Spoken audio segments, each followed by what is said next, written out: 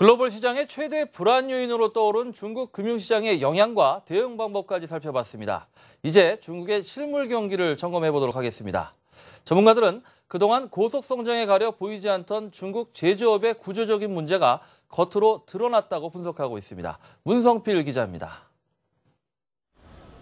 중국 상하이 증시의 폭락.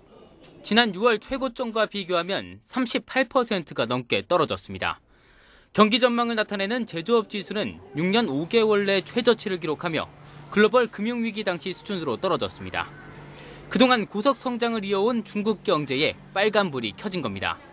경기 침체로 해외 자본이 유출되고 기업 부도가 늘면서 세수 감소로 인한 지방정부 부채도 증가하는 추세입니다. 위안화 평가 절하 정책 등 중국 정부의 경기 부양책도 효과를 보지 못하고 있습니다.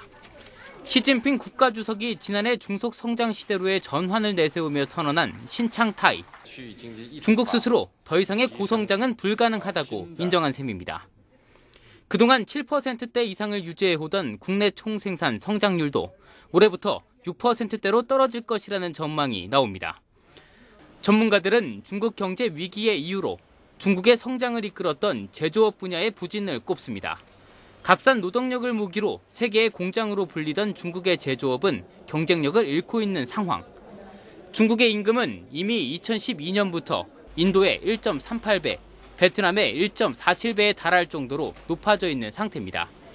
여기에 빈부격차와 환경오염, 부정부패 등의 부작용까지 터지면서 제조업 위기감이 극에 달하고 있습니다. 중국 내 구조적인 이유, 과잉 생산뿐만이 아니라 노동 생산성, 현재까지 중국 경제 성장을 이끌어왔던 성장 동력이 어느 정도 한계가 보였다고 보이고 있거든요. 독일과 미국 등 제조업 강국을 따라잡겠다며 지난 5월 제조업 육성 정책인 중국 제조 2025 계획을 발표한 중국. 하지만 전문가들은 중국 경제의 불황이 당분간 지속될 것이라는 전망을 내놓고 있습니다.